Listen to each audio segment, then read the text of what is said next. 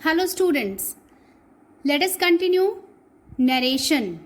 This is your book and we are going to do some worksheets from your chapter number 14, reported speech. In the previous lecture, we had discussed the general rules of reported speech. We had done this page also. We had done this page also. And today we will read the rules and some exercises also from page number 152. Okay. Till now we had seen how to change the direct speech into indirect speech. See this exercise. She said to me, I have done my duty. And the answer is she told me that, यहाँ पर I speaker था, she, that she has have को change किया had में, done किसकी duty है, my duty, speaker she, तो she की ड्यूटी क्या है, her duty. You said to me, I have done my duty. You told me that you had done your duty. अब यहाँ you ने कहा और I have done my duty. You speaker है तो you के according इन pronouns को change किया. They said to me, we have done our duty. They told me that they had done their duty. She said to me, you are my best friend. She ने me से कहा, तुम मेरे अच्छे friend हो. ये तुम कौन है? Me. Inverted commas के अंदर second person pronouns. These are changed according to the object or the listener. She told me that I was her best friend. Okay, my best friend बोला था she ने. ठीक है, तो अब किसका best friend है? मैं किसका best friend हूँ? she का, her best friend. Atul said to Hema, your brother is my classmate. Atul told Hema that her brother was his classmate. Fine. See worksheet 14.1. Apurva said to me, I have submitted your assignments. Apoorva, अब last में देखना है सबसे पहले full stop ending sentence है तो said to को किस में चेंज करते हैं? Told me. Apoorva told me. Said to दोनों को हटा के टोल्ड लगाएंगे, टोल्ड टू नहीं लगाना है. Apoorva told me. अब यहाँ पर फुल स्टॉप एंडिंग है तो यहाँ पर कॉमा इन्वर्टेड कॉमास हटा के क्या लगाते हैं? दैट. आई यहाँ स्पीकर के अकॉर्डिंग चेंज होता है. आई यहाँ पे है अपूर्वा. हैज हैव को चेंज करेंगे क्योंकि यहाँ पास्ट टेंस था, सेड टू था. यू यूर लिसनर के अकॉर्डिंग, मी के अकॉर्डिंग चेंज होगा. Okay. Apoorva told me that she had submitted. किसके असाइनमेंट सबमिट किए हैं? यूअर के. यूअर यहाँ पे कौन है? मी. मेरे असाइनमेंट सबमिट किए हैं. Okay. Submitted my assignments. In this way you will do these exercises. Come to part B. Reporting verb in present or future tense. जब reporting verb past tense में थी तो इसको हम चेंज कर रहे थे और इधर इन्वर्टेड कॉमास के अंदर वाले पार्ट में भी हम सारे रूल्स के अकॉर्डिंग टेंस को चेंज कर रहे थे. ओके. अब अगर आपकी रिपोर्टिंग वर्ब, अगर आपका ये स्टार्टिंग वाला पार्ट, ओके, ये रिपोर्टिंग वर्ब होता है, ये रिपोर्टेड स्पीच होता है. रिपोर्टिंग वर्ब अगर आपकी प्रेजेंट या फ्यूचर टेंस में है, the tense given in the direct speech does not change.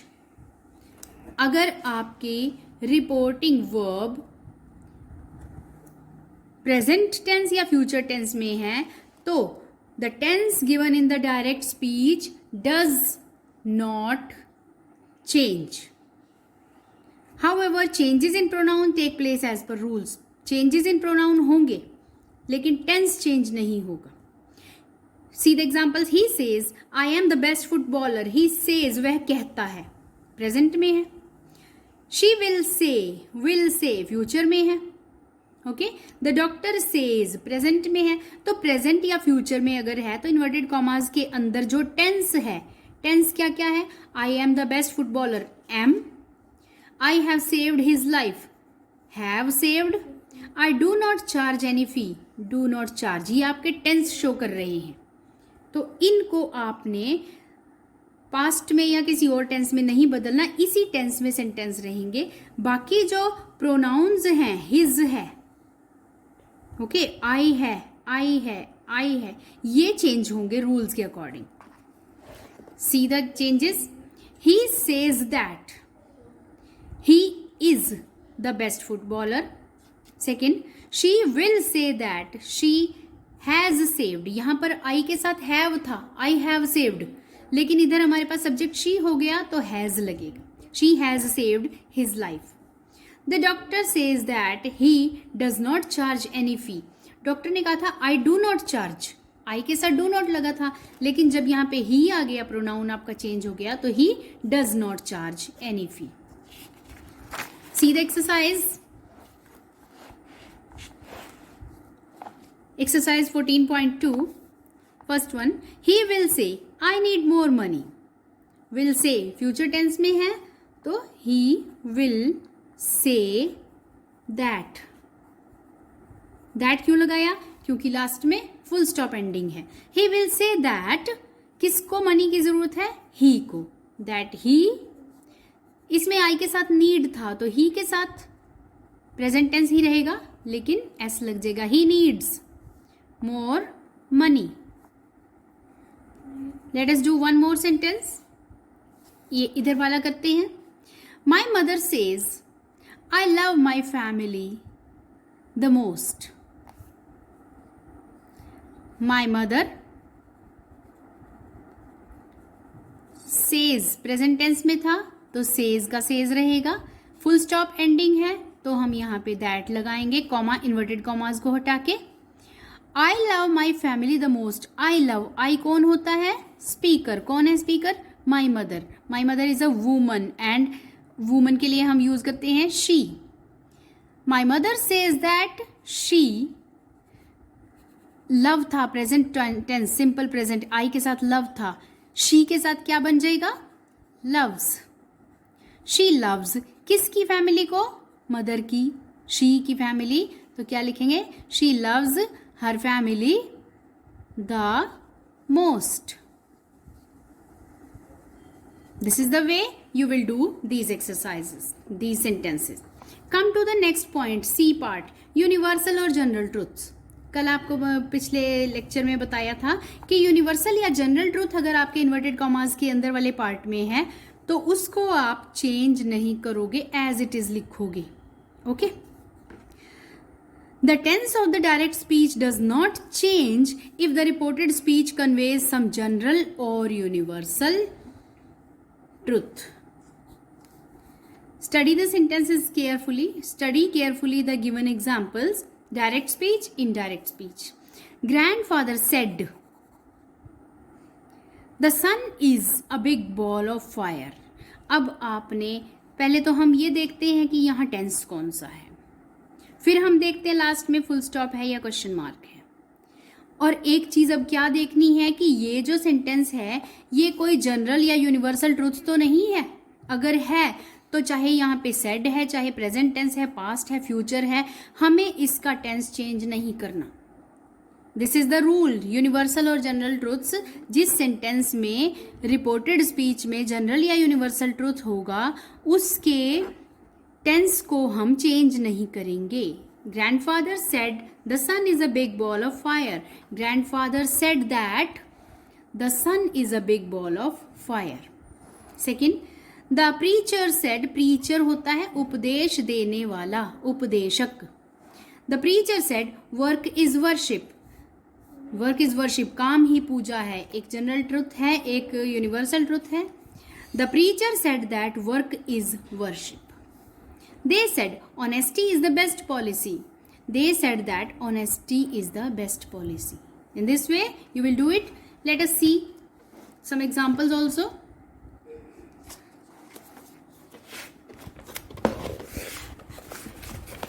Here 14.3. The priest said, God is everywhere.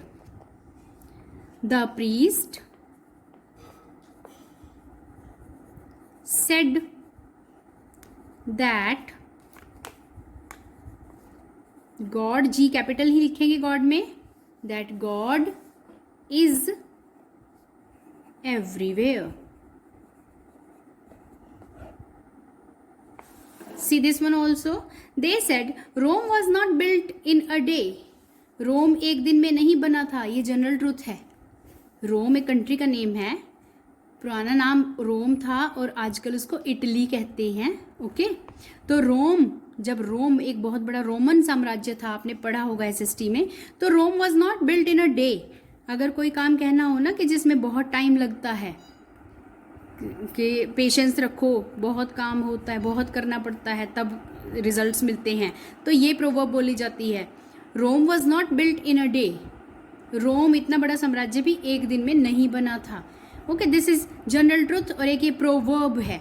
कोई भी हमारे पास अगर प्रोवर्ब है, कहावत है, तो उसको हम सिंपल उसी टेंस में रखते हैं नरेशन चेंज करने के बाद भी. दे सेड दैट, आगे से, Rome was not built in a day. They said that Rome was not built in a day. Fine. Now, come to the next rule, interrogative sentences. Very important rule, interrogative sentences. Interrogative कौन से होते हैं जिनके last में yes question mark given होता है. Interrogative sentences. Questions are of two kinds. Two kinds के question होते हैं. Those which are introduced using question word like WHO, who, which, when, how, etc. ये WH कैटेगरी वाले words होते हैं. WH category वाला अगर question word है, एक तो वो होते हैं क्वेश्चन वाले sentence. Those which are introduced with an auxiliary, auxiliary होता है helping verb, जैसे is, am, are, was, were, do, did, can, will, has, ये सब हेल्पिंग वर्ब्स हैं. जो मॉडल्स और हेल्पिंग वर्ब्स आपकी होती हैं, तो उनसे अगर बिगिन हो रहा है तो ये आपका दूसरी टाइप का क्वेश्चन होता है. टू टाइप के क्वेश्चंस हैं. अब इनको जब इंटेरोगेटिव सेंटेंस में, किसी इंटेरोगेटिव सेंटेंस को इनडायरेक्ट फॉर्म में कन्वर्ट करना है, तो कौन कौन से चेंजेस किए जाएंगे. चेंज द रिपोर्टिंग वर्ब से और टेल into ask और inquire. अगर से और टेल में से कुछ है तो उसको ask या inquire में, क्योंकि क्वेश्चन है, क्वेश्चन को पूछा जाता है. ओके, वैसे हमने said को से को टेल टोल्ड में चेंज किया था, बताया, लेकिन यहाँ पर पूछा वाला आंसर आएगा. उसने मुझसे पूछा. Next see the next point, use of whether instead of that. that की जगह पे हम whether लगाते हैं to introduce the reported speech if it does not begin with a question word. Okay, अगर आपकी रिपोर्टेड स्पीच क्वेश्चन वर्ड के बिना शुरू हो रही है, does not begin with, question word से शुरू नहीं होती, तो वेदर लगाएंगे दैट की जगह पे. ओके, क्वेश्चन वर्ड कौन सा, WH वाले कैटेगरीज. अगर WH कैटेगरीज से सेंटेंस नहीं है, किसी ऑक्सिलरी वर्ब से शुरू हो रहा है क्वेश्चन, तो उसमें आप दैट की जगह पे वेदर लगाएंगे. वेदर का मीनिंग क्या होता है, दैट का मीनिंग होता है कि, और वेदर का क्या होता है कि क्या. उसने मुझसे पूछा कि क्या मैं फ्री हूं. ओके, वेदर का मीनिंग होता है कि क्या. वैसे हम लोग दैट भी लगा देते हैं, आपने अभी तक पढ़ा भी होगा कि दैट हम लगाते हैं. ओके, लेकिन यहां पर क्वेश्चन मार्क सेंटेंस में दैट नहीं लगता ना. जो आपके सिंपल सेंटेंस होते थे उसमें हम दैट लगाते थे, लेकिन इनमें दैट नहीं लगेगा. इनमें क्या लगेगा, वेदर लगेगा. हम वेदर के साथ एक और वर्ड लगाते हैं कि क्या के लिए, क्या लगाते हैं, इफ. क्या लगाते हैं, इफ. याद है ना, इफ वाले सेंटेंसेस इफ से शुरू होंगे, या तो WH क्वेश्चन वर्ड सेम रहेगा या फिर इफ लगेगा। इफ लगा सकते हैं या यहाँ पे बताया गया है वेदर लगा सकते हैं। Okay, no conjunction is required when the question is introduced by a question word. Question word यहाँ पर WH कैटेगरी को बोला गया है। क्वेश्चन वर्ड अगर नहीं है, सॉरी, अगर क्वेश्चन वर्ड से इंट्रोड्यूस हो रहा है आपका, WH कैटेगरी से है, तो कोई कंजंक्शन यहाँ पे हम लोग क्या यूज कर रहे थे, दैट, तो दैट यूज नहीं होगा। कंजंक्शन इफ भी होता है, वेदर भी होता है, तो ये इफ, वेदर या दैट कुछ भी यूज नहीं होगा अगर आपका सेंटेंस का पहला अक्षर WH कैटेगरी वाला है तो। Last point, the interrogative form is changed into a statement. Very important, interrogative form होगा, क्वेश्चन मार्क वाला सेंटेंस होगा, उसको हमने सिंपल सेंटेंस में कन्वर्ट कर लेना है पहले, उसके बाद उसको नरेशन चेंज करनी है। सी the examples. He said to me, where are you going? WH category. I said to him, when did you come? WH category. He said, are you a fool? Helping verb से शुरू हो रहा है। She said, may I go? Helping verb से शुरू हो रहा है सभी के लास्ट में question mark. Okay, he said to me, where are you going? उसने मुझसे कहा तुम कहाँ जा रहे हो। अब ये कहा जो है ना, said to, ये क्वेश्चन मार्क वाला सेंटेंस है तो पूछा। he asked me, said past था ना, तो यहाँ asked भी past रहेगा। he asked me, WH same word रहेगा, कोई that या if नहीं लगेगा। he asked me where, आगे आपका सेंटेंस क्या था, are you going, और लास्ट पॉइंट क्या है, इस सेंटेंस को हमने सिंपल बना देना है। are you going को हम सीधा करेंगे तो आर बाद में आएगा, सब्जेक्ट पहले आएगा, यू आर गोइंग। अब यू आर गोइंग को चेंज करेंगे, यू कौन है, मी, जो यहां पर लिसनर है उसके लिए यू यूज होता है। वेयर आई, और इजे मार्क इसमें चेंज होता है वॉज वर्ड में, आई के साथ was going, where I was going. I said to him when did you come, I asked him, when WH है तो सेम वर्ड रहेगा, इफ या वेदर नहीं लगेगा। I asked him when did you come, जो है डिड और come, did first form को हैड थर्ड फॉर्म में चेंज करते हैं, ये आपने रूल्स में याद किया था। डिड फर्स्ट फॉर्म को हैड थर्ड फॉर्म में, तो यू को लिसनर के according. I asked him when he had come. He said are you a fool. He asked if he was a fool. यहां पर सेड के बाद हमारे पास लिसनर नहीं है। अगर लिसनर नहीं है तो लिसनर को आप कोई भी प्रोनाउन मान के चल सकते हो, इसमें ही समझा है, ठीक है। आर यू अ फूल, उसने ही बनाया है अपने लिसनर को। हम यहाँ पे अगर यू को लिसनर समझते हैं, कोई भी स्पीकर है वो अगर हमारे पास लिसनर नहीं है तो ये समझो कि वो यू को कह रहा है, तो यू के अकॉर्डिंग कोई चेंजेस उसमें नहीं आते। जब लिसनर हमारे पास नहीं है तो हम उसको यू समझ सकते हैं। He said are you a fool. He asked if he was a fool. अगर हम ही नहीं बना रहे, इसको यू समझ रहे हैं, तो हमारा सेंटेंस क्या बनेगा, he asked if you were a fool. You इसलिए बता रही हूँ, यू वाला सेंटेंस सबसे इजी पड़ता है। ओके, यू अगर दिया हुआ है तो यू वाला सेंटेंस, क्योंकि इन्वर्टेड कॉमास के अंदर भी यू आएगा तो उसको चेंज करने की जरूरत ही नहीं पड़ेगी। Next, she said may I go. किसी से पूछा उसने, okay, she said may I go. She asked if she, may को चेंज करते हैं माइट में, मे आई गो को सिंप्लीफाई आई मे गो, और आई मे गो के अकॉर्डिंग चेंज करेंगे। She asked if she might go. Fine, see the exercise. Where do you live, she asked me.